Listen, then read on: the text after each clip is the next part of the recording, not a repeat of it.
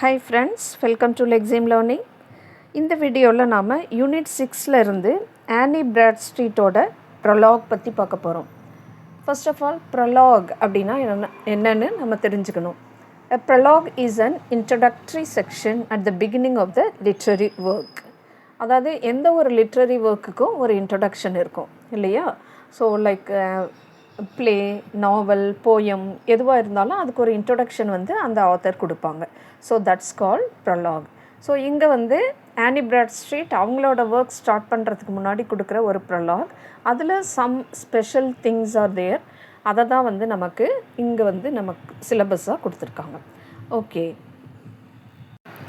It was written around 1642 and first published in 1650 in her poetry collection The 10th Muse Lately Sprung Up அப்படின்ற அவங்களோட கலெக்ஷனில் தான் வந்து இதை ஆட் பண்ணியிருக்காங்க. So she published in America and it was printed in London.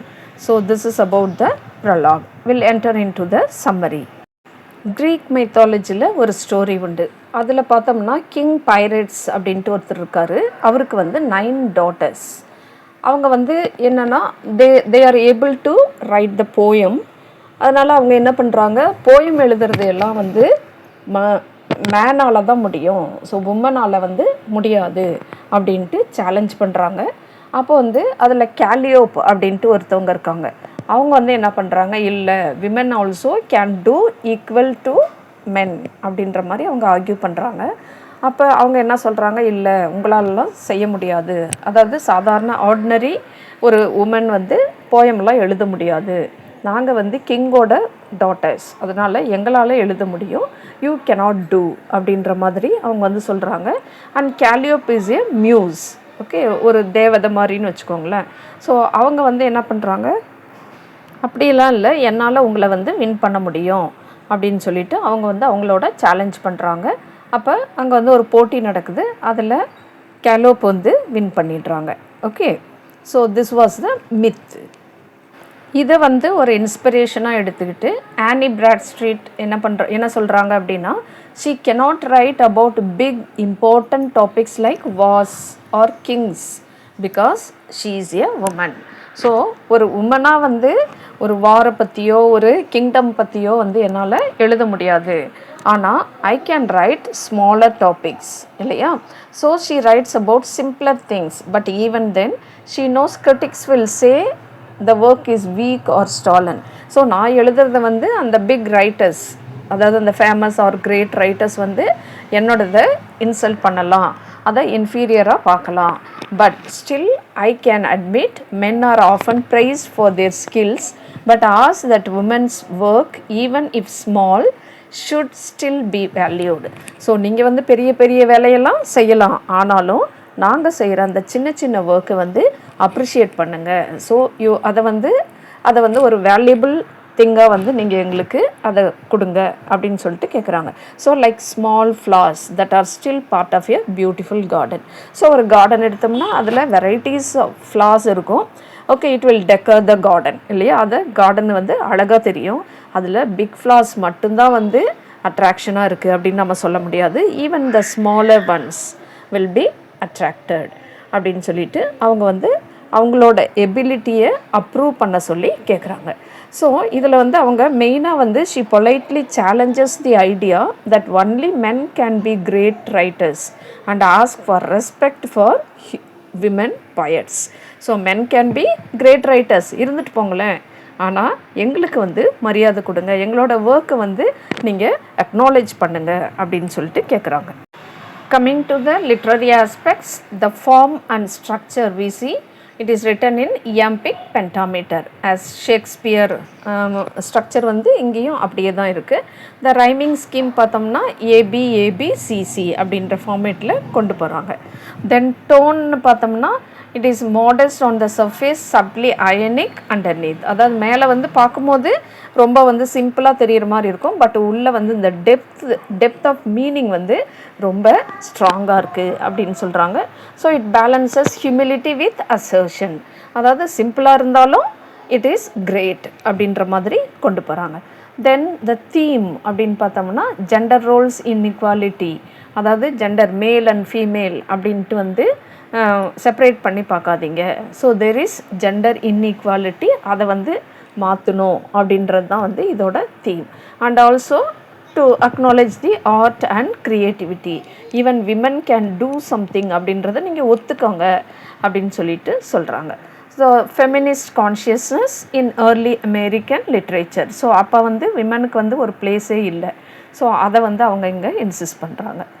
அதுக்கப்புறம் literary devices அயனி அப்படின்னு பார்த்தோம்னா pretending to be little her own, அதாவது நான் சின்னதாக தான் கொடுக்குறேன் ஆனாலும் அது வந்து பெருசு, என்னோடய சைட்லேருந்து பார்க்கும்போது இட் இஸ் பிக்கர் திங் அப்படின்ட்டு. ஓகே, மெட்டாஃபார்னு பார்த்தா comparing her poetry to small simple flaws.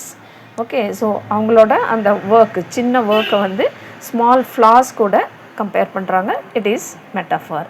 Illusion அப்படின்னு பார்த்தோம்னா it is she is referring the historical, political and literary tradition form இல்லையா. ஸோ இதிலெல்லாம் வந்து விமென்ஸ் வேர் எக்ஸ்க்ளூடட், விமனை வந்து அதில் நீங்கள் சேர்த்துக்கவே இல்லை, பட் இந்த பொயட்ரி ரைட்டிங்கில் வந்து நீங்கள் எங்களை சேர்த்துக்கோங்க அப்படின்ற மாதிரி அவங்க கொண்டு போகிறாங்க.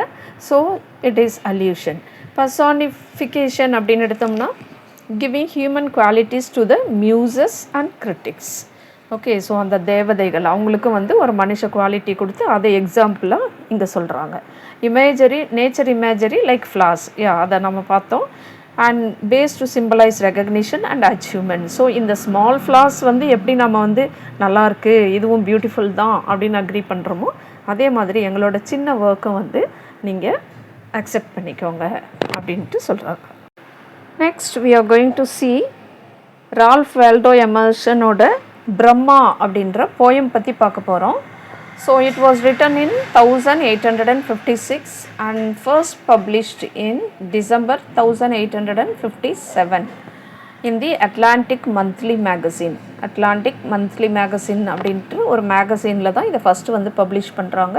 It was later included in is 1867 poetry collection. So இவரோட poetry collectionே வந்து பார்த்திங்கன்னா ஒரு இயர் மாதிரி இருக்குது இல்லையா.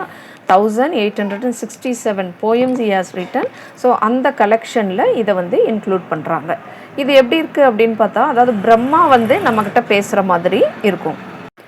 அதாவது ரால்ஃப் வால்டோ எமர்சன் வந்து பிரம்மா நம்மக்கிட்ட பேசுகிற மாதிரி அவரை வந்து பிரம்மாவாக நினச்சிட்டு நம்மக்கிட்ட பேசுகிறாரு. Okay, so he declares that life and death, Joy and sorrow, near and for, இது எல்லாமே வந்து இல்யூஷன், அதாவது ஒரு இமேஜினேஷன், இட்ஸ் நாட் ரியல். அதாவது இது நமக்கு முன்னாடி வந்து என்ன நடக்கும், நமக்கு பின்னாடி என்ன நடக்கும் அப்படின்றதே வந்து நமக்கு தெரியாது, எது நிரந்தரம் இல்லை அப்படின்ற மாதிரி அவர் சொல்கிறாரு. So all things are one in the eternal spirit. அதாவது ஒரு சுப்ரீம் பவர் இருக்குது, அந்த சுப்ரீம் பவர்க்குள்ளே தான் இது எல்லாமே இருக்குது. So when that supreme power allows we enjoy, we become sorrowful and the life becomes worth and the death occurs. இது எல்லாமே வந்து it is controlled by the supreme power அப்படின்னு சொல்கிறாரு. So those who overcome pride and desire will unite with Brahma and find immortality.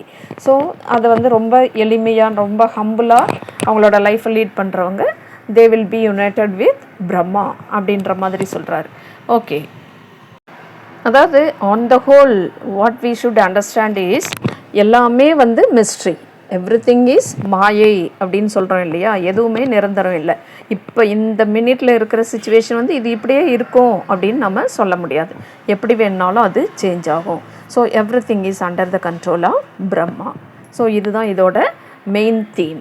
Okay, coming to the literary aspect, form and structure அப்படின்னு பார்த்தோம்னா it is a lyric poem, philosophical in nature. Then it has 4 quatrains. Okay, 4 quatrains na 4 line stanzas. அடுத்து rhyming scheme AB AB. அதுக்கப்புறம் speaker யார் அப்படின்னு பார்த்தா Brahma. Okay, பேசுகிறது ஆனால் நம்மளோட எமோஷன் தான், ஆனால் அவர் பேசுகிற வாய்ஸ் வந்து பிரம்மாவோட வாய்ஸ் அப்படின்ற மாதிரி அவர் இமேஜின் பண்ணி இந்த போயம் எழுதியிருக்காரு. ஸோ டோன் அப்படின்னா it's a calm tone, authoritative அதே சமயத்தில், அதுக்கப்புறம் ஸ்பிரிச்சுவல், ஃபிலாசபிக்கல்.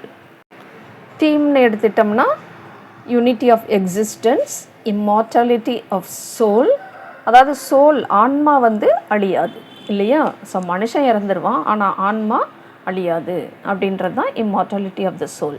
தென் ஸ்பிரிச்சுவல் சரண்டர், நம்மளை முழுசாக வந்து கடவுள்கிட்ட ஒப்பு கொடுத்துடணும். அப்போ வந்து என்ன நடக்குதோ நடக்கட்டும் அப்படின்ற மாதிரி நம்மளால் வாழ முடியும், அதுதான். ஸோ இல்யூஷன் ஆஃப் ஆப்போசிட்ஸ் அப்படின்னு பார்த்தோம்னா என்னெல்லாம் நமக்கு எதிரில் இருக்கிற இல்யூஷன் அப்படின்னா life, death, near, for, Joy, sorrow, இது எல்லாமே வந்து இல்யூஷன், அதாவது நிரந்தரம் இல்லை அப்படின்ற மாதிரி. அடுத்து லிட்ரரி டிவைசஸ்ன்னு பார்த்தோம்னா இட்ஸ் ஏ பேரடாக்ஸ். எங்கே பார்க்குறோம் அப்படின்னா shadow and sunlight are the same. Allusion reference to Hindu concept of Brahma, அதாவது எல்லாமே மாயா கர்மா அப்படின்ட்டு போகுது. Then imagery, abstract spiritual imagery rather then the physical description இல்லையா. ஸ்பிரிச்சுவல் இமேஜரி, நமக்கு மேலே ஒரு சுப்ரீம் பவர் இருக்குது, அதுதான் imagination. Then personification, Brahma speaks as if directly addressing the reader. So இவர் பேசுகிறது வந்து அப்படியே பிரம்மாவே நம்மக்கிட்ட வந்து பேசுகிற மாதிரி பேசுகிறாரு. So he compares Brahma as a person. Then கான்ட்ராஸ்ட்னு பார்த்தோம்னா pairs of opposites used to show their oneness in the eternal. Philosophy, it draws the Advaita Vedanta. Advaita Vedanta, all is one. எதுலேயுமே வந்து ஒரு டிவிஷன் இல்லை, எல்லாமே ஒன்று தான் அப்படின்றது தான் வந்து அத்வைத வேதா. ஃபைனலாக நம்ம இதிலேருந்து என்ன தெரிஞ்சுக்கிறோம் அப்படின்னா it's calmness and authoritative tone and simple form make it a timeless expression of the oneness of existence. We'll see you in the next video. Until then, bye.